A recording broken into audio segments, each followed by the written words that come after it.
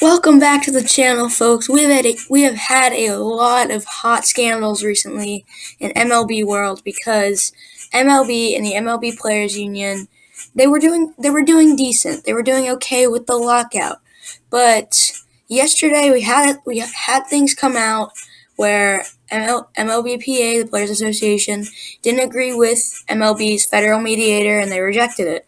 And then MLB came back and said and warned that they would not be giving a counteroffer. And that got me thinking, hey, I should make a video about this because this is the most interesting this lockout has been so far. And I know everybody hates it, but try to get content here. So we're going to go ahead and make a video out of it. Just what's been going on with the lockout recently. I can answer questions of some people, just all that stuff. And I'm going to get right into it here. Alright, folks, so I'm on yahoo.com, and Yahoo did a really good job in this article. I already read through it. They did a really good job in just explaining how the lockout has been so far. I'm going to read the first couple paragraphs for you, and then I'm going to give you my thoughts and opinions. So, this article is titled, Latest on MLB Lockout, Max Scherzer Fires Back as MLB Doubles Down on Rejected Mediation Request. You guys can find this if you just search this up, or just latest MLB Lockout news, to be honest. But at February 4th, 3:32 yesterday, after the MLBPA rejected the players' request for a federal mediator to help facilitate the end of the lockout, numerous players, including Mets right-handed pitcher Max Scherzer, took to social media to express their displeasure with the league. We don't need mediation because what we are offering to MLB is fair for both sides, Scherzer tweeted. We want a system where threshold and penalties don't function as caps, allows younger players to realize more of their market value, make service time manipulation a thing of the past, and eliminate tanking as a winning strategy. Around the time Scherzer and other players were making comments of their own, MLB released a statement doubling down on the already rejected request of mediation. Our goal is to have players on the field and fans in the ballpark for spring training opening day. With camp scheduled to open in less than 2 weeks, it is time to get immediate assistance from the Federal Mediation and Conciliation Service to help us work through our differences and break the deadlock. It is clear the most productive path forward would be the involvement of an impartial third party to help bridge gaps and facilitate an agreement. I always do that. But it is hard to understand why a party that wants to make an agreement would reject mediation from the federal agency specifically tasked with resolving these disputes, including many successes in professional sports. MLB remains committed to offering solutions at the table and reaching a fair agreement for both sides. And, this got me thinking because I actually agree with MLB on this one because, guys, I don't know if you know, but a federal mediator is kind of like court. It's not really court, but it's like that impartial third party that gives, it's kind of like a lawyer, I guess you could say. It's kind of like that impartial third party that just gives like insight into why both ideas would be good, ideas would be good. And I don't want to be the odd guy here, but I kind of agree with the MLB owners on this one because, that is actually a good idea. That is a good idea. Federal mediation, just kind of take them to court. Not really, though. Just, have a third party come in that's not on either side so that they can easily rid us of this MLB lockout. But, I don't know if you guys realize, but camp's open in 2 weeks, and I hate to say it, but it's kind of time for MLB players and owners and fans to be worried that spring training will be canceled. But I'm going to go ahead and keep reading this. February 4th, 1:30. This was a few hours before that. The MLBPA has officially denied MLB's request of a federal mediator. 2 months after implementing their lockout, and just 2 days after committing to the players that a counter-proposal would be made, the owners refused to make a counter and instead requested mediation. The clearest path to a fair and timely argument is to get back to the table. Players stand ready to negotiate, the Players Association said in a statement. Okay, and here's where I agree with the players. There is a problem with this. the MLB, they said on Tuesday, like way back on Tuesday, that they were going to have a counterproposal ready for Thursday. Instead, they brought in a federal mediator, which, guys, that is not a counterproposal. Federal mediation is not a counterproposal because you're not getting work done with it. And that's where I disagree with the MLB. But on the other one, I agree with the MLB. So I'm kind of getting mixed messages here. I'm going to read one more here. February 4th, 12:40 a.m. It is reported on February 3rd that the league requested a federal mediator in order to help end the lockout. But Evan Drillich of The Athletic reports the MLBPA is likely to reject mediation on February 4th, with the players viewing the mediation request as a win-win PR move by the league. So basically, yeah, that just reads insight into why the players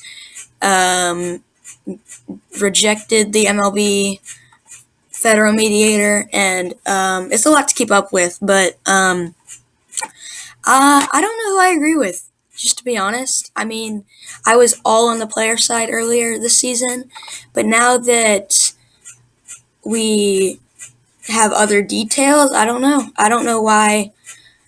I kind of think the players should have accepted the federal mediator, because that's their job, is to settle disputes and make stuff fair for both sides. And clearly that's not going on right now with both sides of the table. And I don't know. It's kind of it's hard to understand for a lot of people. But we're going to move on to something else, because I have a couple more things I want to show you guys that I think are very important.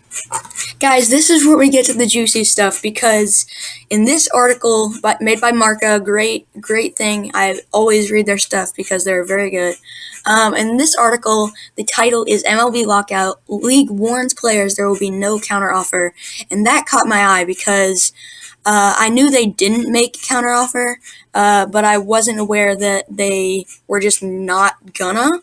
And that is where I would really get nervous, because I feel like things are going to go back into a just standstill unless the players can do something about it. And I'll touch on that later, but let me just read this article for a second to you guys. The goal is to insert the presence of a neutral party to end a work stoppage that is now in the third month. That's what the owners wanted to do. However, according to The Athletic, the league has told Players Association that it would not be making a counteroffer, just 2 days after telling the player it would. In recent days, the two sides have made little progress, with February 2nd's talk not even involving economic issues. According to USA Today reports, the players made two proposals to the league on February 1st.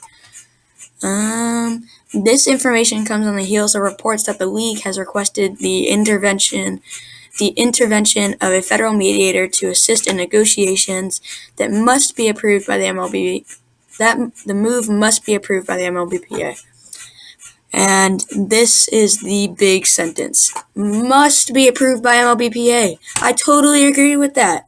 Like, why wouldn't they? I just don't understand why they wouldn't accept that. Because obviously they think what they're offering, and if I go back to that statement, obviously they think what they're offering is fair, but the owners might not, which is exactly why a federal mediator would need to interfere or intervene, because we need this to stop. This has gone on way too long.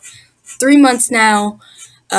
Spring training's coming up in about 3 weeks, which I was super excited for, because I was going to see the new and improved Mets team play. And now we probably won't be able to get to see that because of both sides' stubbornness. But I'm going to keep reading this. Done with my 20-second rant. MLB request federal mediator. Yeah, I'm not going to read that because we all know what they did, what they didn't do. And I have a couple more things I want to show you guys. This will be a little longer video, maybe 20, even closer to 30 minutes. But stay with me, guys. So guys, I just wanted to have the camera just on me for a second, because I found like a very good, one of the players, I forgot who it was. I found a tweet that they did yesterday on Twitter, Obviously, I'm not on Twitter. I just saw it because of other people putting it on the lockout news stuff, but saw a very good tweet. I'm sorry I forgot who the player is, but it was kind of funny, but it was very real too. It simply said, I don't know. I need to remember this because it was funny, but um, so the league. It said the league just requested a federal mediator, and they refused to. Um, they, the league requested a federal mediator, and they refused to talk for 3 months, for 2 months up to this point. They also refused to make a counteroffer when they said that they would, and Robert Manfred supposedly made the lockout happen to get negotiations jump starting. And the last sentence was, "I don't think that's jump starting," and that is a great point because honestly, this has gone too far. And great point though, because Robert Manfred stopped this. We didn't have to have a work stoppage. We could still be like super excited for baseball. We didn't have to have his work stoppage, but we did. Robert Manfred made that happen, and they refused to do anything for the first 2 months. Then, in this latest thing, they said they were going to make a counteroffer, but they didn't. That's not jump-starting negotiations. That was the reason he implemented the lockout. That was the reason he stopped it. He stopped everything. Because, I don't know if you guys remember, this was baseball. You see my hand right here. This was baseball, probably higher before the lockout with all those huge signings. You can't even see it anymore. It's way down by my floor. Because we just need to have smarter people. I'm sorry to say it. We need smarter people in the office, in the federal office for Major League Baseball. I'm sorry to say it, but it is true. But guys, I just wanted to point that out to you guys, and we're gonna move on. Alright folks, this will be the final article that I look at today with you guys, and this one is made by ESPN. I think this is a great article. I've read it a couple times already, but I am just going to read a couple of these things, you guys, give you my thoughts, just like every other one. Let's get right into it. So MLB Lockout, are the owners and players talking? Should baseball fans be worried? Here's the latest. By ESPN, remember, you can just search up that title.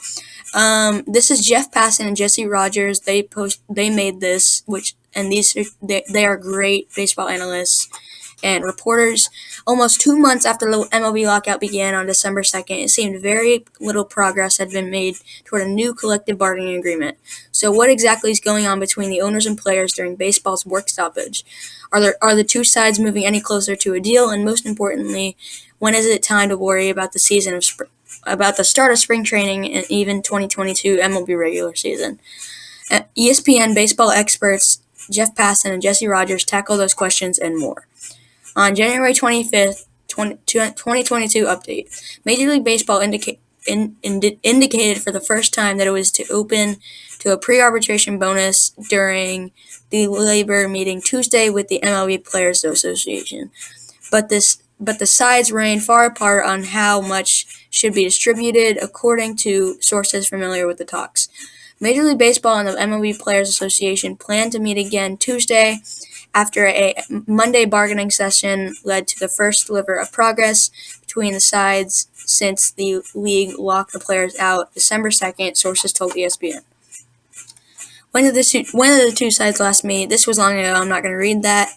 When are they planning to meet again? That was also long ago. Not going to read that. What's expected to be covered in the next meeting? Not going to read that. Does that mean progress is coming? Possibly.